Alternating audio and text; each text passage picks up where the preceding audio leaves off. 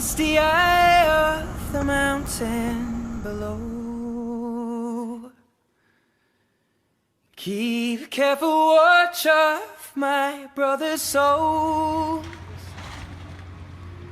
and should the sky be filled with fire and smoke, keep watching over during suns.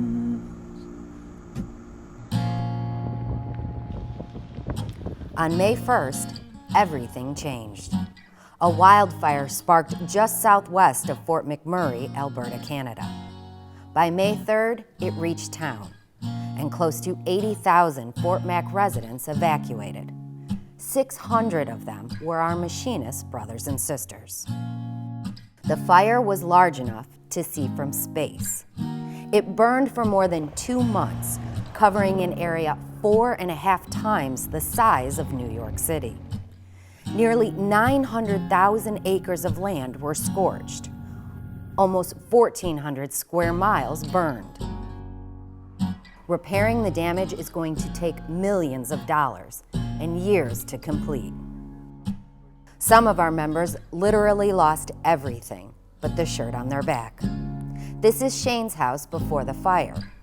This is after. It was just a single level bungalow, they called it. Just two bedroom, 1 bath. Had a 24 by 20 garage, 12-foot ceiling, 10-foot door, which is my pride. But it was just perfect for our fresh family. This neighborhood is called Waterways. Before the fire, it was a community of about 500 homes, and where Shane and his family have spent the last 6 years. It is one of the 3 areas that were hardest hit by the fire. Beacon Hill and Abasand share an eerie similarity. When we moved in there, we had no kids.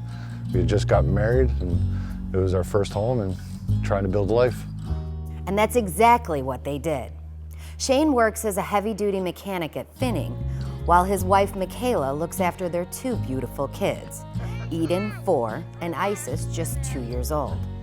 Shane made what he calls an executive decision a few days before the fire hit town and sent these lovely ladies to safety.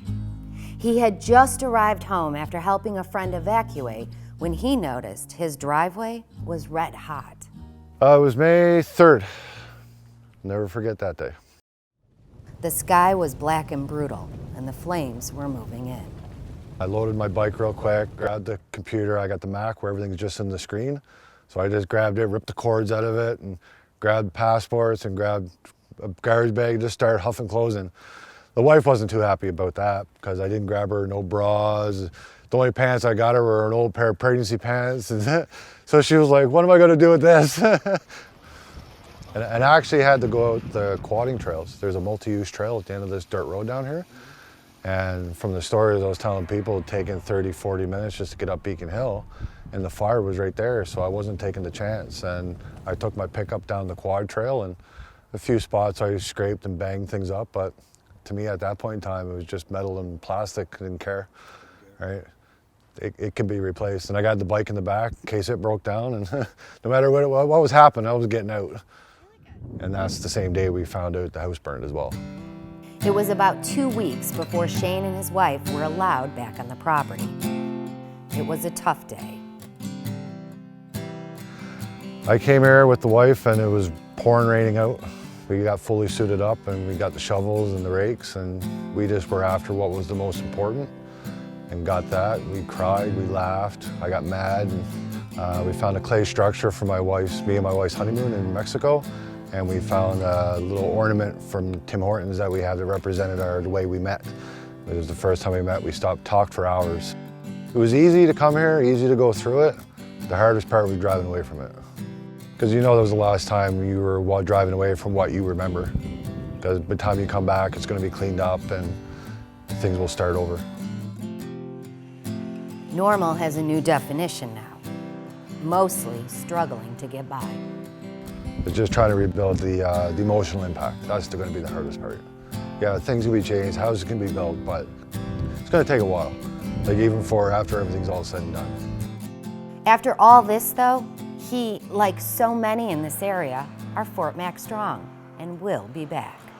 I went to the council meeting, the last council meeting, the first one here in McMurray after the fire, and I expressed my concerns that there should have been none of this if we rebuild, it's how we rebuild.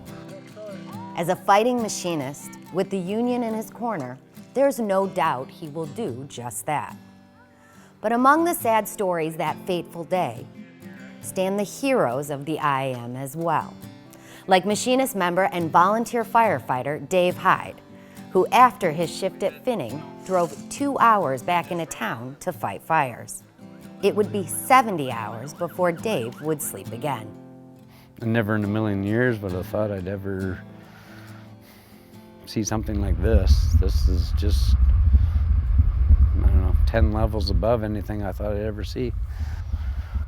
Yeah, the speed was insane. I don't even know how to describe that. Like once it started hitting parts of town, it was just like boom, boom, boom, boom, like it just exploded. And the worse it got, the worse it got.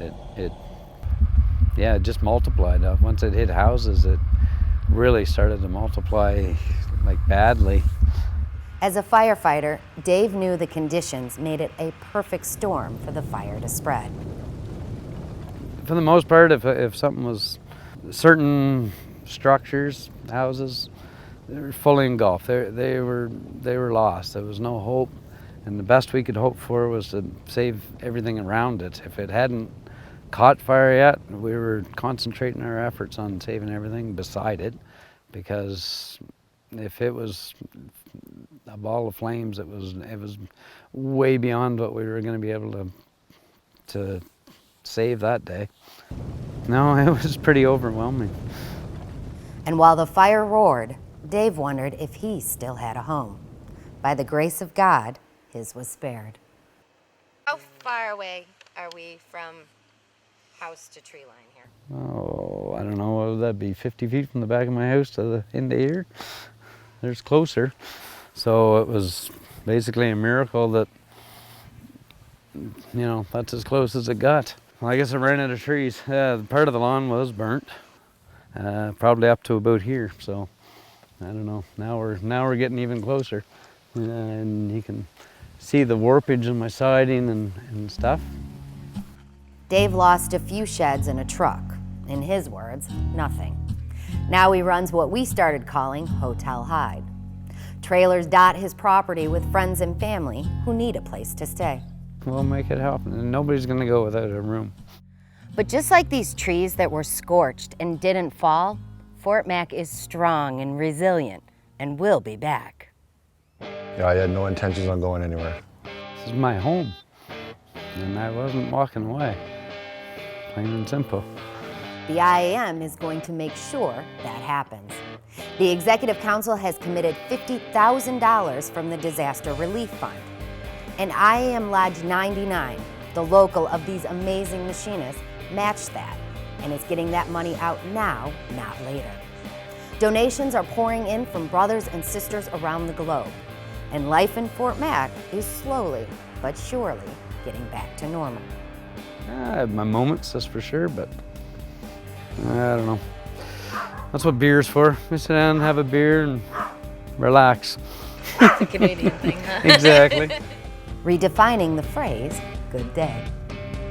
The day that I woke up one morning to see my littlest one come in with a diaper on her head, laughing and giggling. And I was having a real bad morning, and it just flipped my morning around. And that's all that matters, just those little moments. Yeah, that was a good day.